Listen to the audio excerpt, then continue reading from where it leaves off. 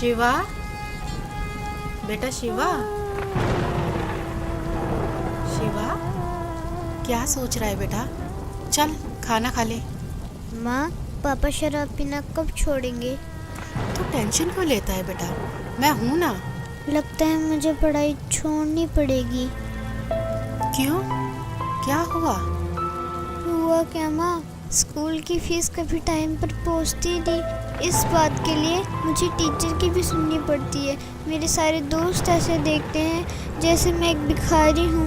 शराब हमारे पापा पीते हैं और लोग हमें बुरी नज़र से देखते हैं। हमारी कहीं कोई इज्जत नहीं है माँ। ऐसे क्यों कहता है पगले? पापा को समझाएंगे, तू चिंता मत कर। माँ, आज मैम ने बोला है 2 दिन के अंदर अगर मेरी फीस जमा नहीं हुई ना तो मैम ना क्लास में बैठने देंगी और ना एग्ज़ाम में। आप मेरी फीस जमा करवा दो ना। हाँ हाँ मेरी बच्ची, सब हो जाएगा।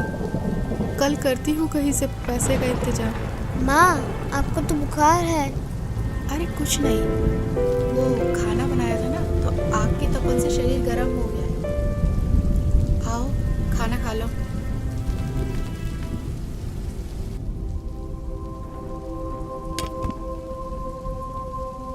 और हाँ, पढ़ाई छोड़ने के बारे में सोचना ही मत, समझे? वरना जिंदगी नर्क से बदतर हो जाएगी। करती हूँ तेरे पापा से बात। देख रहा है ना मुझे? अगर उस जमाने पे पढ़ाई पे ध्यान दिया होता तो आज तेरे पापा के साथ रहने के बजाय अलग कमा के खा रहे होते।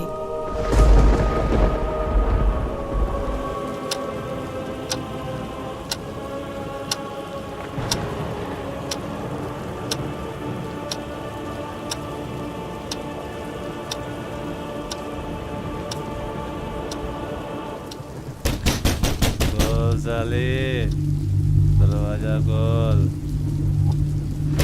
खोल साले, दरवाजा खोल। अबे कहाँ मर गई साली? खोल साले। इनका तो रोज रोज का ड्रामा हो गया। आज तो दरवाजा खोलूंगी ही नहीं। खोल नहीं तो तोड़ दूंगा इसको। खोल साले, दरवाजा खोल। अबे तोड़ दूंगा इसको साली, दरवाजा खोल। कहाँ मर गई साली?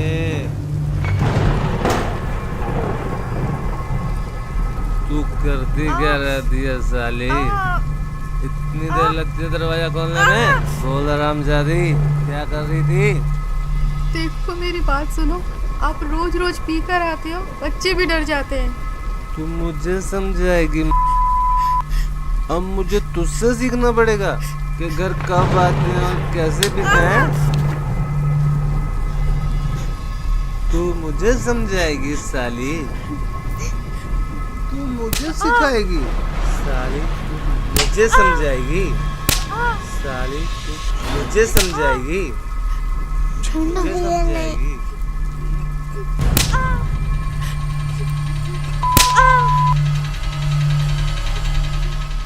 मुझे समझाएगी?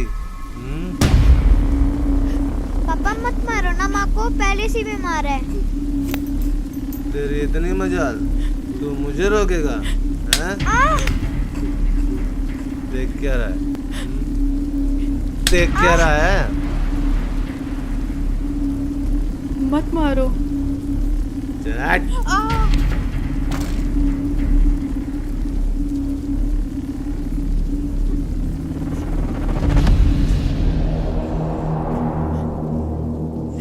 तू मुझे मारेगा साले? मैं भी देखता हूँ तेरी माँ ने तुझे कितना दूध पिलाया।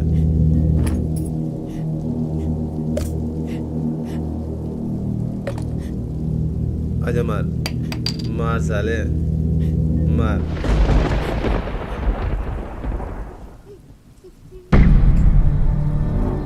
तुम सबको देख लूंगा मैं।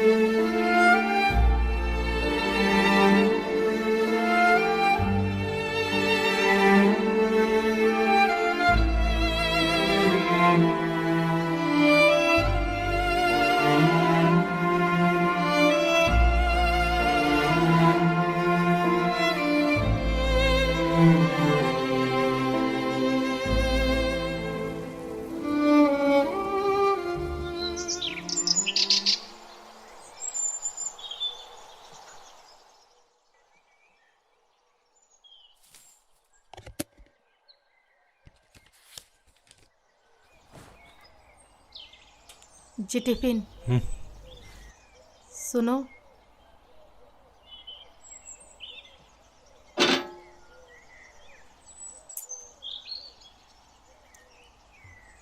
माँ, माँ, जल्दी चलो, मैं स्कूल के लिए लेट हो रही हूँ। हाँ हाँ मेरी बच्ची, बस 2 मिनट, मैं अभी तैयार होके आती हूँ।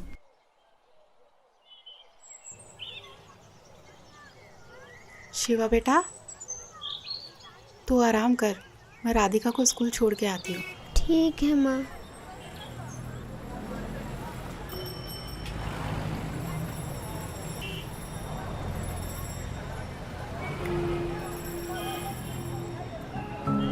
माँ, पापा कब सुधरेंगे? उन्होंने रात में भैया को बहुत मारा है ना।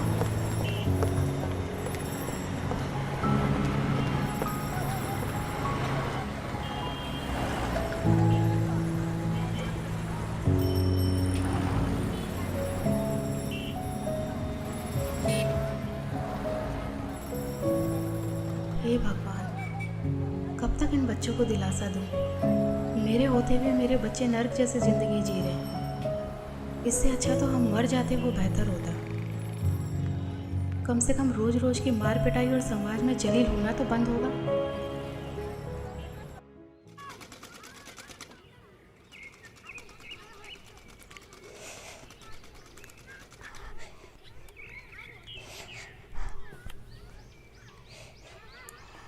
अरे मैं बोल रही थी ना कि मैं लगा देती हूँ।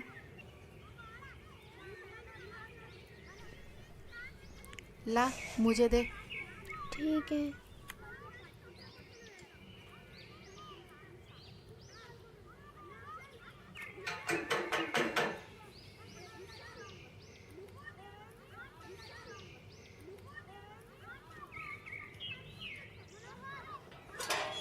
अरे नीलम दीदी, आइए आइए। और पुष्पा बहन, ठीक हो आप? बस दीदी, कट ही रही है। अच्छा, सूट सिल दिया मेरा? बस दीदी, वो आप ही का सूट सिल रही थी। अरे शिवा बेटा स्कूल नहीं गए आज? आंटी अरे वो कुछ नहीं, इसकी तबीयत खराब थी ना, तो इसलिए आज इसकी छुट्टी करा दी। अच्छा अच्छा पुष्पा, कल भाई साहब फिर शराब पी के आए थे क्या? रात को अब सबके चिल्लाने की आवाजें हमारे घर तक जा रही थी। क्या करे दीदी, पिछले जन्मों में कुछ पाप किए हुए हैं तो वो इस जन्म में भोगने ही पड़ेंगे। नहीं पुष्पा बहन, ऐसा नहीं है। मैंने आपको कितनी बार समझाया है, पूर्ण परमात्मा पाप कर्म दंड का भी नाश कर देते हैं। यहाँ तो पाप कर्म भोगते भोगते जिंदगी का ही नाश हो गया है, बस अब और नहीं। क्या मतलब? मतलब क्या है दीदी, इन्होंने सुधरना तो है नहीं, निकल जाऊंगी अपने बच्चों को लेकर, और क्या। कैसी बातें कर रही हो? ये तो समस्याओं का हल निकालने के बजाय उनसे दूर भागना हुआ। जब से इनके बिजनेस में घाटा हुआ है, इन्होंने तो घर का पूरा हुलिया ही बदल दिया है। रोज डेली शराब पी कर आते हैं और सारा गुस्सा हम पर उतारते हैं। हल निकालते निकालते मैं थक चुकी हूँ, बस अब और नहीं सह सकती। मेरे पास अब 2 ही रास्ते बचे हैं, या तो घर छोड़ के चली जाऊँ, नहीं तो फिर मैं आत्महत्या कर लूँ। नहीं पुष्पा, ये बिल्कुल गलत है, और आत्महत्या तो महापाप है। पुष्पा, अगर इस नरक भरी जिंदगी से निकलना चाहती हो तो उसका एक ही रास्ता है, जिसके बारे में मैं तुम्हें बार बार समझाती हूँ। तुम बस एक बार संत रामपाल जी महाराज जी से नाम दीक्षा ले लो, फिर देखना तुम्हारा जीवन कितना सुखमय हो जाएगा। एक सच्चे संत के पास हर समस्याओं का समाधान होता है। अच्छा मजाक करती हो दीदी, भला नाम दीक्षा लेने से भी इनका कुछ हो सकता है क्या? कितनी तो हमने झाड़ फूक करवा ली, कितने इनको नशा मुक्ति केंद्र में भेज लिया, और ना जाने कितनी इनको दवाइयाँ मैंने खाने में मिला कर दी, पर इनका नशा नहीं छूटा।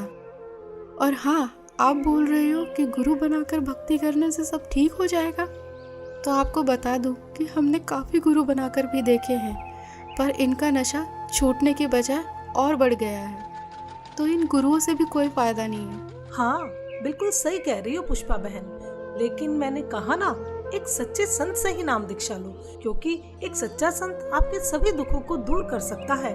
और संत रामपाल जी महाराज जी तो पूरे विश्व में एकमात्र ऐसे संत हैं जो शास्त्रों के अनुसार सत्य भक्ति बता रहे हैं, जिसके करने से राक्षस भी देवता बन जाते हैं। दीदी, मैं पहले से ही दुखी हूँ। मैं पैसे कहाँ से लाऊंगी गुरुओं के पास जाने के लिए? और आपको तो पता ही है कि घर की हालत कैसी है और इसके पापा कितनी शराब पीते हैं। मैं सब जानती हूँ, मैंने भी ये नरक भोगा है। पुष्पा बहन, क्या तुम भूल गई? जब मेरे पति शराब पीते थे, वो घर के अंदर होते थे, मैं बच्चों को लेके बाहर रात गुजारती थी। जो भी हाथ में आता था वो सब कुछ बेच देते थे। हमें पीटना उनका रोज का काम था। लेकिन हाँ, जब मैंने संत रामपाल जी महाराज जी से नाम दीक्षा ली, तो आज मुझे देखो, मैं अपने घर में सुख और शांति से रह रही हूँ। अब मुझे किसी तरह की कोई परेशानी नहीं है। मेरे पति ने शराब पीनी छोड़ दी और परमात्मा की दया से उनकी नौकरी लग गई। और हाँ, पैसों की चिंता मत करो, संत रामपाल जी महाराज जी के आश्रम में किसी तरह का कोई पैसा नहीं लगता। अच्छा। हाँ बिल्कुल। हाँ दीदी, सही कह रहे हो। आपकी पहले क्या हालत थी ये तो मैं अच्छे से जानती हूँ। तो फिर जब संत रामपाल जी महाराज जी से नाम दीक्षा लेने के बाद मेरे पति का नशा छूट सकता है, तो भाई साहब का नशा भी गारंटी से छूटेगा। पता नहीं दीदी, वो दिन कब आएगा। मेरी बात मानो, कल मेरे साथ सत्संग में चलो, वहाँ से नाम दीक्षा ले लो। फिर देखना, आपके पति की नशा करने की आदत भी छूट जाएगी और आपके घर की आर्थिक स्थिति भी ठीक हो जाएगी। जी ठीक है दीदी, कल संत रामपाल जी महाराज के सत्संग में भी चल के देख लेती हूँ। जहाँ इतना सब कुछ कर लिया तो इतना और सही। जी ठीक है जी। अगले दिन पुष्पा नीलम के साथ सत्संग में तो चली जाती है, लेकिन उसको नहीं मालूम था कि इस बारे में रमेश को भी पता चल जाएगा।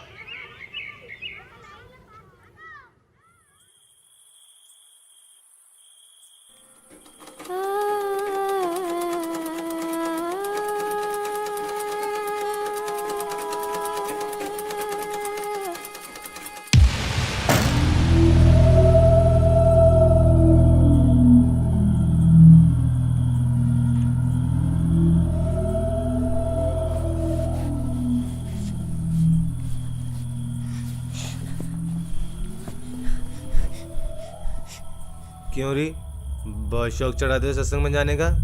मुझसे पूछे बगैर तेरी हिम्मत कैसे हुई घर से बाहर जाने की? हैं? कोई और जगह नहीं मिली पूरी दुनिया में? सत्संग में जाती है साली, सत्संग के बहाने कहाँ जाती है? आप जैसा शराबी कबाबी कभी नहीं समझ सकता सत्संग की कीमत को। दूर रहो मुझसे। अपना जीवन तो बर्बाद कर रखा है और हम भक्ति करें ये भी नहीं देखा जाता आपसे। मुझे पता है क्या होता है तेरे सत्संग में। बकवास करने जाती है तू वहाँ। बस यही दिन देखने को रह गए थे, नाक कटा के रख दी तूने मेरी। और खबरदार, आज के बाद सत्संग का नाम भी लिया तो यहाँ चल खाना लगा।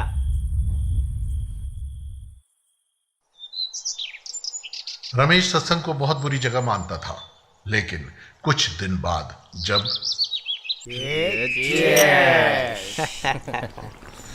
हाँ यार, छोड़ ना, क्या क्या। अबे कौन है साला? अरे दिनेश। अरे पूछ आ जाएगा कि नहीं? अरे दिनेश। हाँ सुमित। अरे क्या हाल है मेरे भाई? आज आए क्यों नहीं यार? अरे कुछ नहीं, वो बस ऐसे ही। अरे यार तेरे बगैर तो पार्टी में मजा ही नहीं आता यार। हाँ ठीक है, ये बता रमेश है वहाँ? कौन? रमेश? हाँ है ना, ये ले बात। हाँ दिनेश भाई, कैसा है मेरे यार? बढ़िया भाई। आ जाया नहीं तू यार? अरे अरे दारू के पैसे हम दे देते भाई। अरे वो सब छोड़, तू ये बता कि तुझे पता है कि भाभी कहाँ जा रही है? क्या मतलब?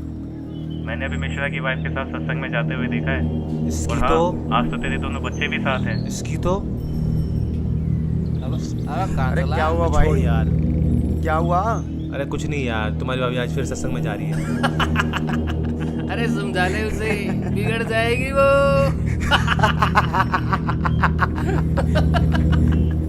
हाँ भाई छोड़ यार, आकर बात करता हूँ यार। अपने दोस्तों के सामने हुई इस बेइज्जती को रमेश सहन नहीं कर सका और गुस्से में आग बबूला होकर वहां से निकल गया।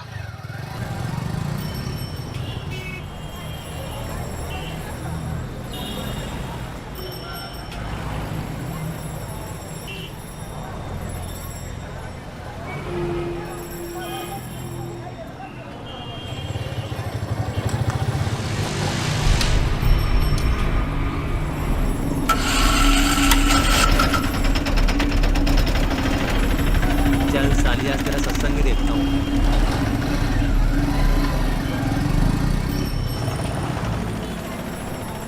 पुष्पा, बहुत अच्छा किया, इन बच्चों को भी ले आए। इन बच्चों को बचपन से ही परमात्मा की सही भक्ति का ज्ञान हो जाएगा। हाँ, आज छुट्टी थी ना इनकी, और इनके पापा भी सुबह सुबह कहीं अपने दोस्तों के साथ निकल गए, तो सोचा इन बच्चों को भी साथ ले चलो। बहुत अच्छा किया।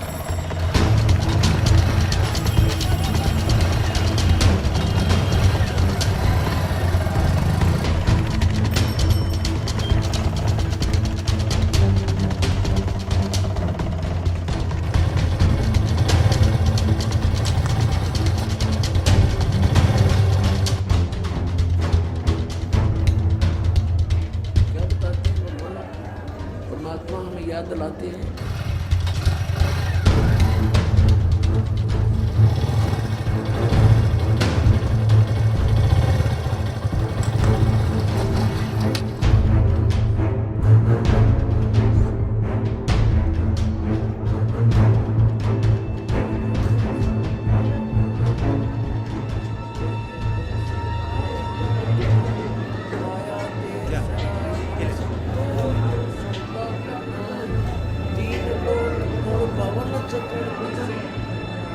तीन लोक और पवन चतुर्दश सबजग संतान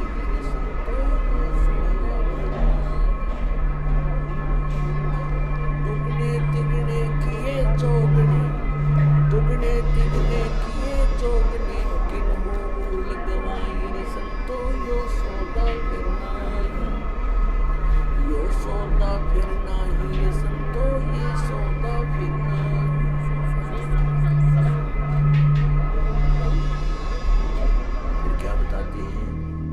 योदम टूटे पिंडा। सच है भगत जी, इधर नहीं जाना आपको। क्यों? क्योंकि ये बहनों का पंडाल है, आप उधर बैठ के भाइयों वाले पंडाल में सत्संग सुन लीजिए। उस दरगाह में मार पड़ेगी, उस दरगाह में मार। आश्रम में सभी को सत्संग सुनते हुए देखकर रमेश भी उन्हीं के बीच शांति से बैठ जाता है। मदरा पीवे कड़वा पानी, 17 जन्म समान के जानी। एक बार शराब पीता है तो 17 जन्म कंटिन्यू कुत्ते की योनि में जाओगा वो, एक बार। और जिसने बोतल की बोतल खाली कर रखी है उसका तो पता नहीं 1000 जन्म हो गएगा, 2000 जन्म कुत्ते के। और कुत्ते का जन्म तो एक कब तेरा। अब तो अफलातून पी के घुटी ला के शराब की और टीटी पाक जाए, और पत्नी रोवा खड़ी खड़ी कि ये रोटी खा ले ना मरेगा। वह थाली लेकर जाएगी, रोटी खा लो, और वो मारेगा ठोकर, दूर आ जा। वो पड़ेगी सारा दूर जाके पड़ेगा भोजन। और फिर उस दुष्ट आत्मा के साथ क्या होगा, कुत्ता बन के क्या खाएगा। जब तो ठोकर मारा था थालियों के, कुत्ता बनेगा। और फिर भूख लगेगी, सारी रात भौंकेगा, गली में पड़ेगा गर्मी सर्दी में। सुबह उठते ही कहाँ जाता है कुत्ता, रसोई में। मैं कहा उसने भोजन की, ऐसे ऐसे कर कर सीधा जाएगा जैसे कोई टोकनी है कोई नहीं, कि भूख लग रही डट्टा जाना। अब वहाँ रसोई में अब कौन पढ़ दे उसको, मूर्ख को। कोई देख लेगा घर का सदस्य, पहले उसको करेगा तो, पर वो कानों पर घटाड़ा करे, भूख लग रही जोर की, सीधा ही चल पड़ता है वो। फिर उठा कर लठ उसके कड़े में ठोकेगा कमर में, फिर ट्या ट्या ट्या करता जाएगा गली में। फिर कुछ देर के बाद कुछ भूल सी पड़ेगी डंडे की, फिर सोचेगा भूख तक वो अंदर है ही, फिर दूसरे मकान की तरफ चलेगा। वहाँ उसके भाग और दुर्भाग्य, उसने कोई टूक मिला या लठ मिला या जूत मिला।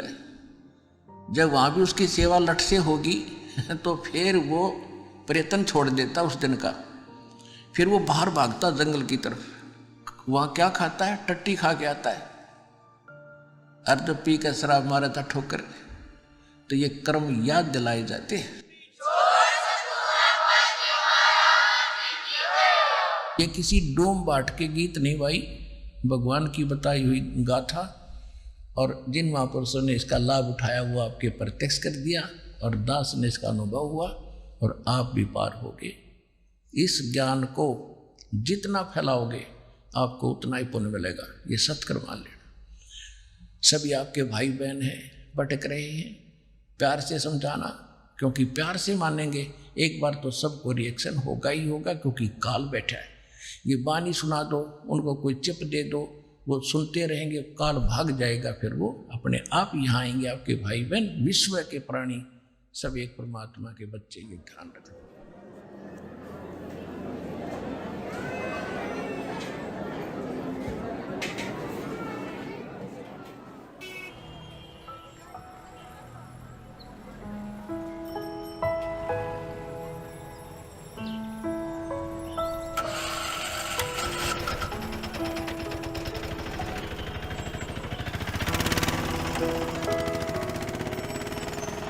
और राधिका बेटा, आपको सत्संग में जाना कैसा लगा? मुझे तो बहुत अच्छा लगा आंटी। और शिवा बेटा, आपको कैसा लगा? आंटी जी, सत्संग में जाना तो मुझे भी अच्छा लगा। अब डर है कि पापा पिटाई ना करे। बस दीदी, अब तो परमात्मा ही दया करेंगे।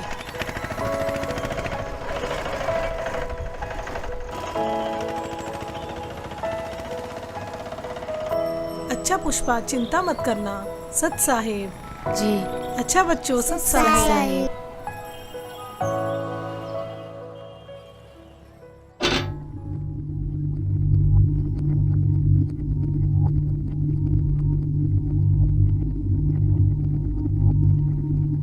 हाँ,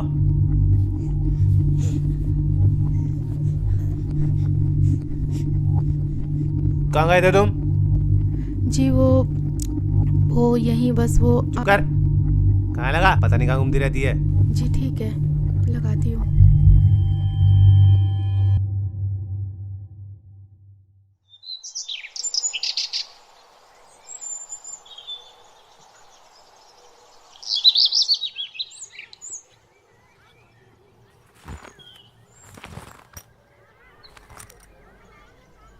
चलता हूँ।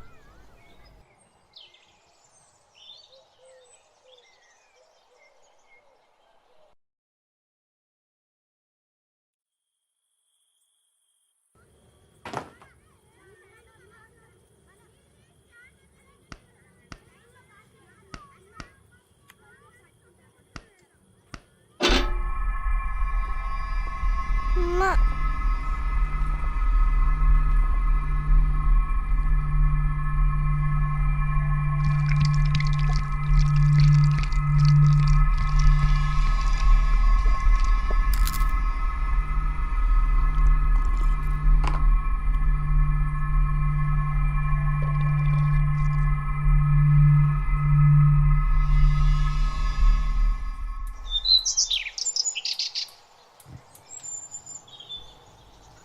हाँ, टिफिन रेडी हुआ क्या? जी हाँ। क्या देख रही है? जी कुछ नहीं।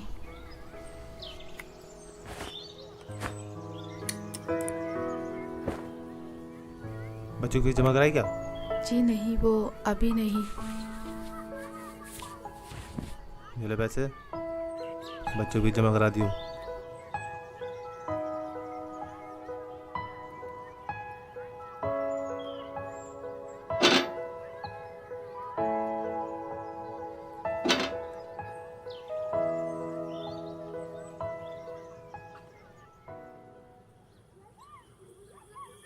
कुछ दिन से रमेश शाम को जल्दी घर आने लगता है, जिसे देख पुष्पा असमंजस में पड़ जाती है।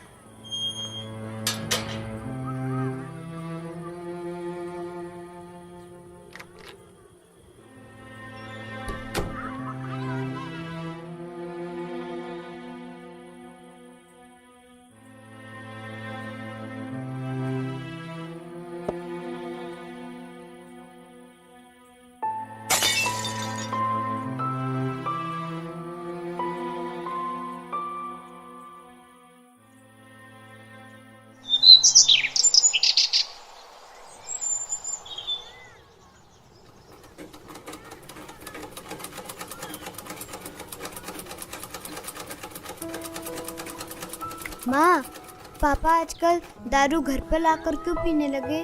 पहले तो बाहर से पीकर आते थे। अरे सही तो है, पहले बाहर से पी के आते थे तो कभी किसी के साथ लड़ाई झगड़ा कराते, कभी किसी के साथ। अब ये तो है कि घर पर ही लाकर पीते हैं और बाहर वालों की भी नहीं सुननी पड़ेगी हमें। हाँ माँ, आजकल उनके स्वभाव में भी बहुत बदलाव आ गया है। लड़ाई झगड़ा और गाली गलौज भी बहुत कम कर दिया है। सही कहा भैया, अब तो मम्मी की पिटाई भी नहीं करते। हाँ, लगता है ये सब गुरुजी का ही चमत्कार है। हे परमात्मा, दया करना।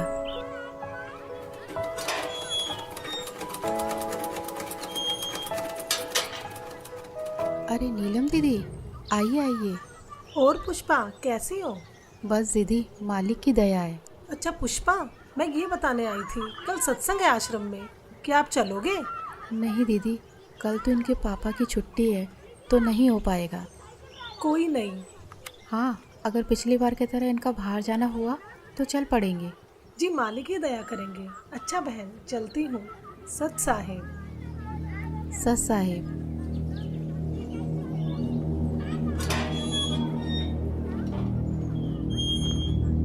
क्या करने आई थी ये? कुछ नहीं जी, वो बस ऐसे ही इनके कपड़े थे तो पूछने आई थी। चल चुप कर, बकवास करती रहती है। और हाँ, कल सुबह मुझे जल्दी जाना है, खाना जल्दी बना दियो, कहीं सोचो छुट्टी है मेरी। जी ठीक है। रमेश की इस बात को सुनकर पुष्पा खुश हो जाती है कि ये सुबह जल्दी निकल जाएंगे तो मैं सत्संग में जा पाऊंगी।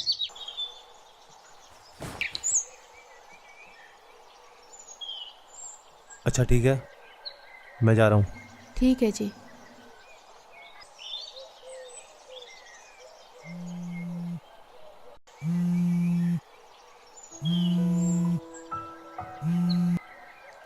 हाँ नीलम दीदी। जी दीदी। हाँ दीदी, मैं 5 मिनट में तैयार होके आती हूँ। जी जी जी जी। माँ, हमें भी ले चलो ना सत्संग में। हाँ माँ, हाँ बहुत अच्छा लगता है। ठीक है मेरे बच्चों, तुम्हें भी लेके चलती हूँ, चलो। पुष्पा आज भी नीलम के साथ अपने दोनों बच्चों को लेकर सत्संग में पहुंच जाती है, इस बात से बेखबर कि आज यहाँ उसके साथ क्या होने वाला है। कोई आपत्ति आओगी कैसे खड़ा करूंगा।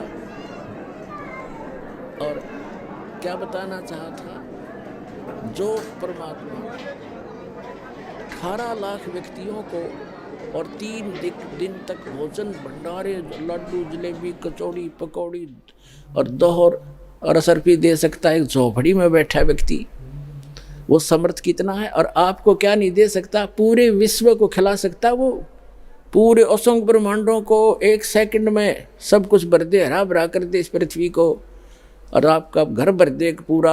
अगर विश्वास करोगे तो ये सत्कर मान लेना, उस समर्थ का सहारा आपको है। हाँ हाँ दीदी, बहुत अच्छा लगा। और मैं तो सोच रही थी और हाँ दीदी, कल तो कमाल हो गया। मुझसे पूछ रहे थे कि बच्चों की फीस जमा करा दी, तो मैंने कहा नहीं, तो मेरे हाथ में पैसे रख के चले गए। अच्छा हाँ बहन, परमात्मा पर ऐसे ही विश्वास रखो, परमात्मा जो चाहे सो कर सकते हैं।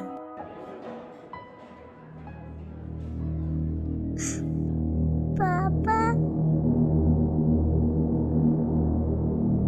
पापा, माँ, हाँ बेटा। पापा।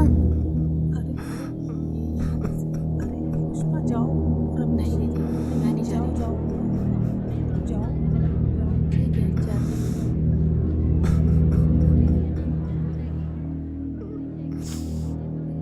मुझे माफ कर दो परमात्मा, मैं पापी हूँ मालिक। क्या हुआ जी? मुझे माफ कर दो पुष्पा, मुझसे बहुत बड़ी गलती हो गई।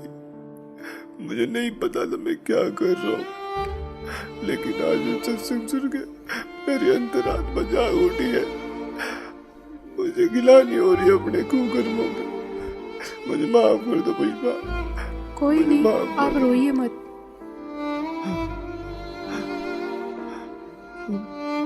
शिवा बेटा, मुझे माफ कर दे बेटा। मैं आज के बाद कभी भी तुम्हें शिकायत का मौका नहीं दूंगा। राधिका बेटी, तेरे पापा सुधर गए बेटा, मैं प्रॉमिस करता हूँ मैं शराब को कभी हाथ भी नहीं लगाऊंगा। मुझे माफ कर दो बच्चों। नीलम बहन जी, आपका बहुत बहुत शुक्रिया जो आपने मेरे पूरे परिवार को यहाँ का रास्ता दिखाया। कोई बात नहीं रमेश भैया, लेकिन एक बात बताओ, आपको ये ज्ञान कैसे समझ आया? पिछली बार जब आप पुष्पा और दोनों बच्चों को यहाँ पर लेकर आए थे ना, तब मैं यहाँ आया था। उस दिन मैं आप लोगों के पीछे पीछे यहाँ तक आया था, ये सोच के कि यहाँ कुछ गलत काम होते होंगे तो इन लोगों को रंगे हाथ पकड़ूंगा। लेकिन मैं गलत था, क्योंकि सत्संग में जो बातें बताई गई उसे सुनकर तो मेरा दिमाग ही घूम गया, जिसके बाद मैं किसी को बगैर बताए यहाँ से निकल गया और आश्रम से जीने की राह पुस्तक भी ले गया। बस इस ज्ञान को मैं अच्छे से समझना चाह रहा था कि आखिर सच्चाई क्या है। मैंने घर जाते बुक को पढ़ना शुरू किया और टीवी पर जो संत रामपाल जी महाराज जी का सत्संग आता है उसे सुनने लगा।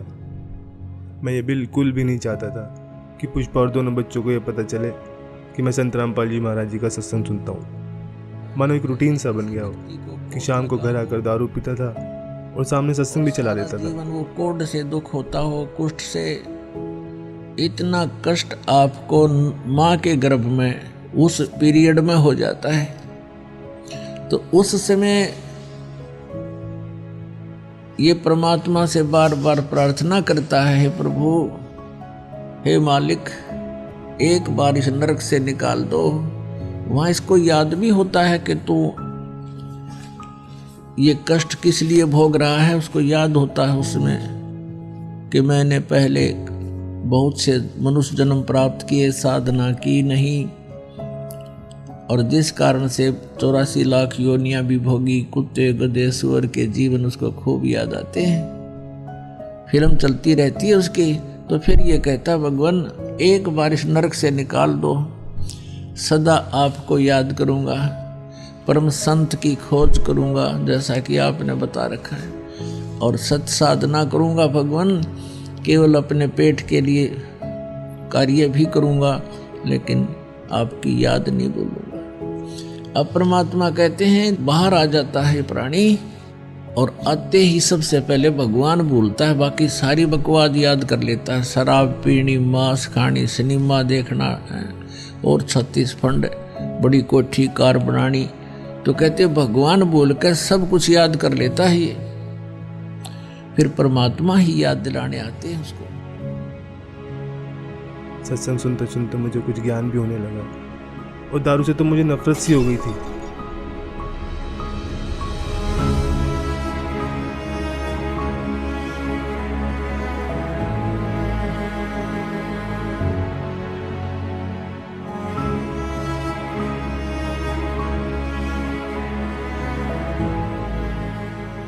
और फिर कल जब आप घर पर आए, पुष्पा से सत्संग में चलने के लिए पूछ रहे थे ना, तब मैंने आप दोनों की सारी बातें सुन ली थी।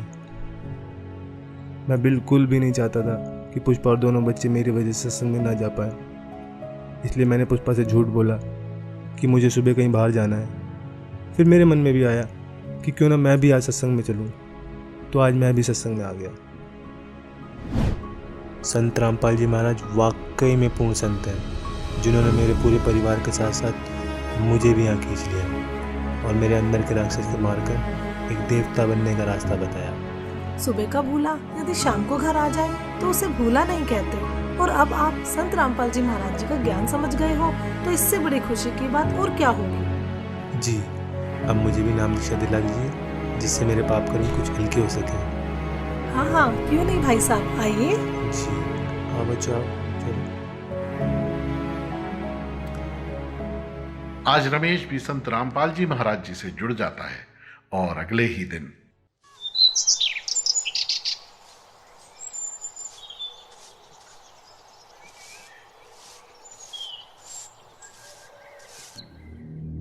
ये क्या कर रहे हो आप? कल तो आप कह रहे थे कि आज के बाद शराब नहीं पीऊंगा।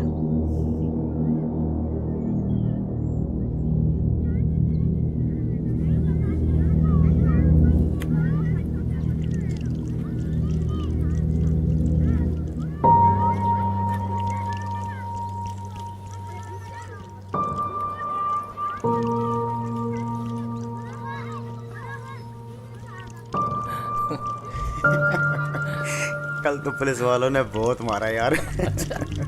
अबे देख देख। अबे रमेश, ये क्या कर रहा है यार तू? पागल हो गया क्या? क्यों? अबे इतनी महंगी दारू तू नाली में गिरा रहा है। भाई मैं पागल हुआ नहीं हूँ, पागल था, लेकिन अब मैंने संत रामपाल जी महाराज जी से नाम उपदेश ले लिया है। और मुझे अब ये ज्ञान भी हो गया है कि इसे पीने के बाद कितना पाप लगता है। सोचो एक आकर बिल्ली आज को चली। हाँ यही समझ लो। अबे तो गिराने से क्या फायदा, हमें दे दे। भाई जब मुझे ज्ञान नहीं था ना तब तक मैंने तुम्हें खूब पिलाई, लेकिन अब मुझे ये भी पता चल गया है कि ये चीज़ मैं किसी को पीने के लिए भी दूंगा ना तो भी मैं पाप का भागी बनूंगा। तो ये जहर मैं अब किसी को भी नहीं दे सकता। चल यार, ये तो बाबा बन गया है। अंकल जी यही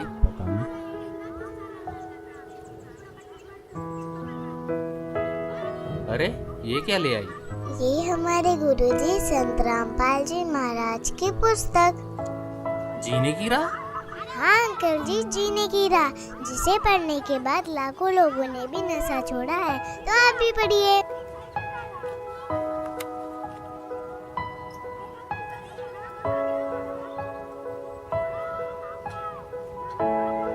हाँ राधिका बेटा, आपने बोला है तो हम जरूर पढ़ेंगे।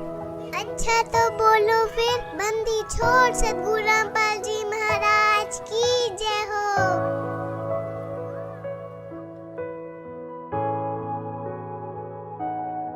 तो दोस्तों आपने देखा आखिर किस प्रकार रमेश का नशा छूट जाता है।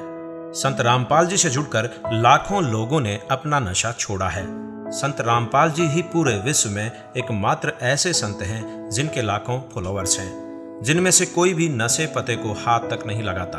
उनका मिशन है कि पूरे विश्व से नशे को खत्म कर सबको सत भक्ति मार्ग पर लगाना, ताकि आप और हम सभी मनुष्यधारी जीवों का यह मनुष्य जीवन सफल हो जाए।